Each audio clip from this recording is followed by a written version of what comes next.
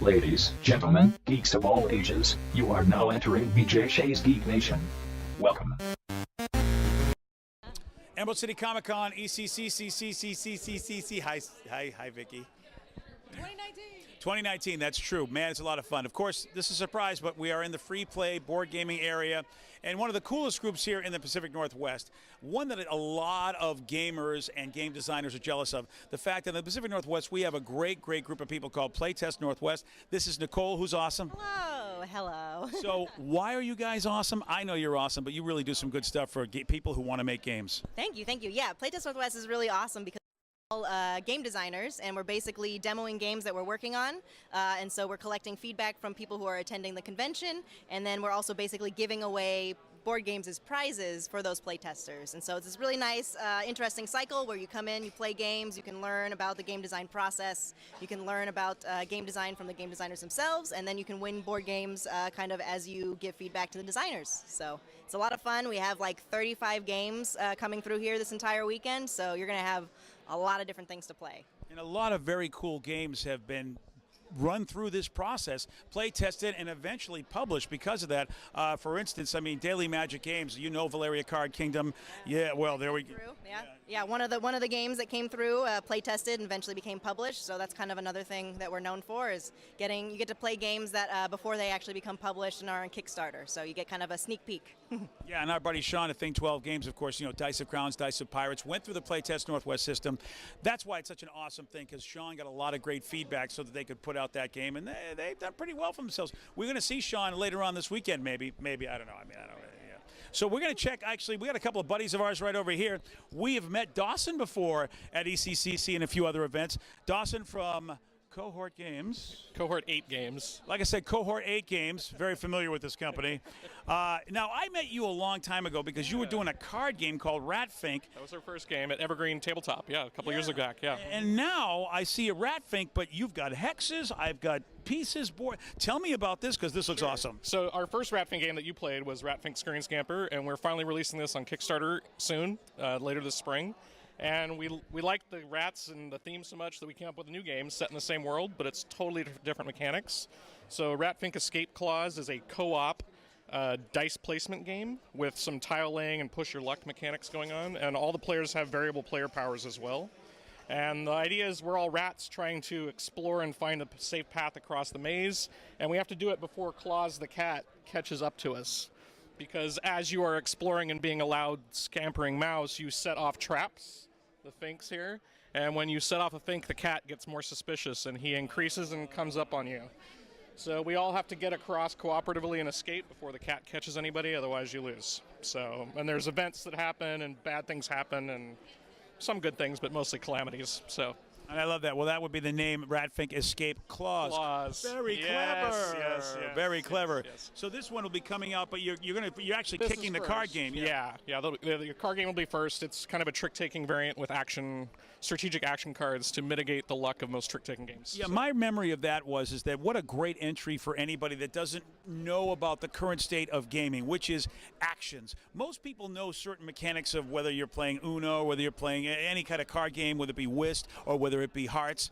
I love that you've introduced with Ratfink, the card game, the same mechanic of taking tricks, but introducing action cards, which people don't know, but Uno pretty much brought us action cards, though, but I don't think people realize that's what they're playing. Realize it. Exactly. And so with Ratfink, I love what you've done with that. What's nice is most people's argument against trick-taking games, at least from the board gaming community, is that luck component, and they don't like that you got a bunch of lucky cards, so I lost. Well, in Ratfink, you might get a bunch of lucky cards and win a bunch of tricks, but that does not mean you're going to win the game. So it's whoever uses the strategy cards to their advantage is going to be the winner. So, and so do you have a date yet or a month yet? Date, but we have started getting quotes from the manufacturers, and we're getting that all squared away. So it's going to be hopefully later this spring. So well, we'll let people know when it happens. And of course, check out Cohort VIII Games. They're on Twitter. Yep, we're on Twitter, Instagram, the whole 9 yards. Yep. And when it's on Kickstarter, we'll also let you know as well. Thanks, buddy. Good to see you. Thanks, man. Now we're going to pop over to my buddy Trevor. Now, Trevor Heron, one of our old friends, and we've gamed with him from time to time. I'll come over this way, Trevor. I'll come over and talk to you this way. So we're talking to our old buddy Trevor from Blue Heron Games, who's already done a bunch of games. It's called, of course, you've got, what are the games you've done? Collectors and Capers and Affectionate Cats and Cuddles, and still getting the expansion for Affectionate Cats and Cuddles through the manufacturing pipeline right now. Yeah, Collectors and Capers is really fun, as we're basically all in a museum trying to steal stuff, and I love that idea. And then the cats, what are we cuddling with the cats? What's that? Because that's been a very popular game for you. Oh, yes, it has. It's one of my most popular games, and it's just about cats being sweet and cuddly, great for the family, great if you have those relatives who don't play games normally, or if you just want something light to cleanse your palate in between games. And this game that Trevor has here that I see displayed, I've actually played this game before. It is a game that I love because maybe Vicky wouldn't love this so much because there's a lot of haranguing, there's a lot of arguing. But the one big thing that happens sometimes in games that gamers will fight about and not be happy about is they go, well, if I can't win a game, fine. I'm going to decide who wins a game. And that's always a big debate in the gaming community. Everyone hates the kingmaker, as they call it. Oh, there are academic papers about kingmaking and the psychology that goes behind that. And so I made Who Wears the Crown as a question of, is it really bad though? Because the problem with kingmaking is that's outside of the magic circle, outside that agreed upon contract that we as gamers agree to when we sit down at the table and say like, hey, what happens in the game stays in the game. Because those kingmaking decisions typically happen like just a little bit outside of that circle, and people don't like that. So in Who Wears the Crown, there are two ways to win. One, you become the new monarch. Well, let's check out some of the components while we're talking about this. I have played Who Wears the Crown, and you might notice that there's some new art here. Oh, look at you, buddy. Oh, yeah, I remember the cards when they did not look that pretty. Oh, absolutely. And so in this game, we are all basically playing a different house. We're getting close to a certain show, getting into their final season with a bunch of dragons flying around, so I don't mind being a particular house. That's cool. Shall not be names, yes, but it was a nice inspiration. Yeah, I would like to pay my debts and play this game. Oh, always pay your debts. Of course. So in this game, we all take a house, and yes, I'd like to win the game, but there are two ways to win. One, you accrue the most points, which might actually be worth negatives, or they might actually be worth what their value is. And if you have the most points, you become the next monarch. Now, the way you buy these points is by bribing your fellow nobles with your influence. And whoever has the most influence of whoever becomes king becomes the shadow power behind the throne. The puppet master. The puppet master, the grand vizier, the shadow chancellor, whatever you want to call him or her. They might really control things. So the question is, how much are you willing to sell out so that you sit on the throne?